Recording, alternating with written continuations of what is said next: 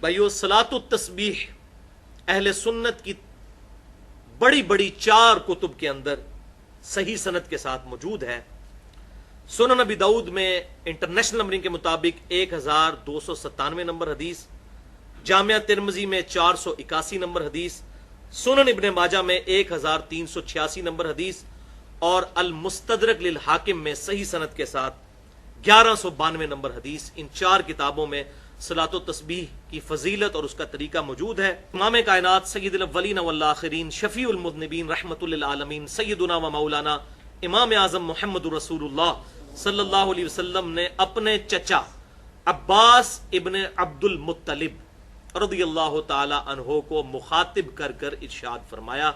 حدیث کا ریفرنس میں پہلے دے چکا 4 کتابوں سے، اب ورڈ بائی ورڈ، لفظ بائی لفظ میں یہ الفاظ پڑھنے لگا ہوں تاکہ آپ کو اس کا ٹیسٹ بھی فیل ہو۔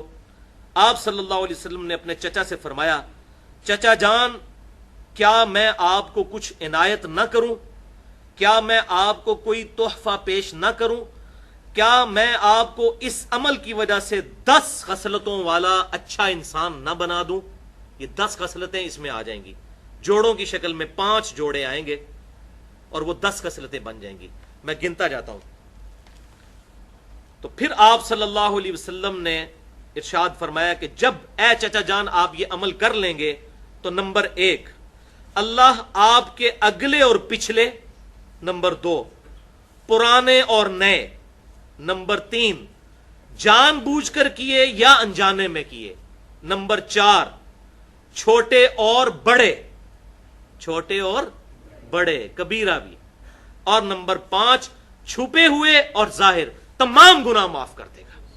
اب یہ 5 جوڑیاں آئیں اور 10 خصلتیں جو آپ صلی اللہ علیہ وسلم نے ارشاد فرمائی تھی وہ اس میں پوری ہو گئی۔ پھر آپ صلی اللہ علیہ وسلم نے ارشاد فرمایا، چچا جان 4 رکعتیں اس طرح ادا کریں نفل نماز کی کہ ہر رکعت میں سورۃ الفاتحہ اور ایک سورت پڑھیں، اور جب آپ قرات سے فارغ ہو جائیں تو قیام کی حالت میں یہ کلمات 15 دفعہ پڑھیں، سبحان اللہ والحمد للہ ولا الہ الا اللہ واللہ اکبر۔ بس یہ ایک جگہ ہے جہاں پر 15 دفعہ پڑھنا ہے، باقی پوری نماز میں 10 دفعہ، قیام میں 15 دفعہ، سورت سے فارغ ہونے کے بعد رکوع میں جانے سے پہلے۔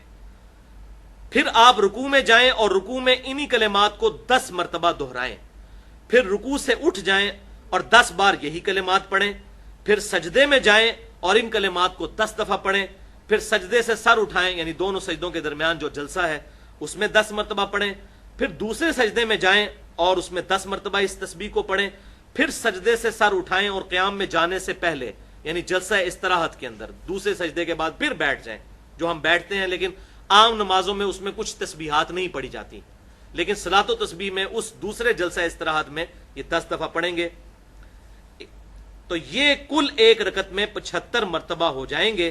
اس طرح ان 4 رکعتوں میں یہ عمل دہرائیں تو کتنا ہو گیا؟ 75 ضرب 4 300۔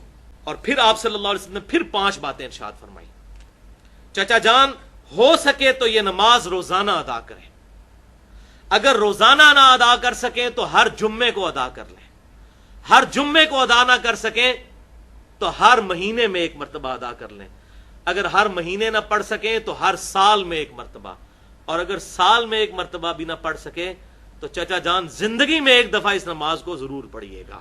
قیام کی حالت میں ہم نے 15 دفعہ رکوع میں جانے سے پہلے یعنی سورت ملانے کے بعد اس کو پڑھنا ہے، سبحان اللہ والحمد للہ ولا الہ الا اللہ واللہ اکبر۔ اس کے بعد رکوع میں جانے کے بعد رکوع کی تسبیحات پڑھنے کے بعد وہ آگے آ بھی جائے گا، 10 دفعہ پڑھنا ہے، کتنے ہو گئے؟ 25۔ پھر رکوع سے سر اٹھا کر ربنا لک الحمد کہہ کر 10 دفعہ، 35۔ پھر سجدے میں سبحان ربی الاعلیٰ کے بعد 10 دفعہ، 45۔ پھر 2 سجدوں کے درمیان ربی اغفر لی پڑھنے کے بعد 10 دفعہ، 55۔ پھر دوسرے سجدے میں سبحان ربی الاعلیٰ کے بعد 10 دفعہ، 65۔ پھر دوسرے سجدے سے سر اٹھا کر پھر بیٹھ جاتے ہیں جلسہ استراحت جس کا بخاری میں حکم ہے 6251 نمبر حدیث میں، تو یہ ہو جائیں گے پھر 75 مرتبہ۔ جب ادھر بھی 10 دفعہ پڑھ لیں گے تو ایک رکعت میں 75 مرتبہ اور 4 رکعتوں میں 300 مرتبہ ہو جائیں گے۔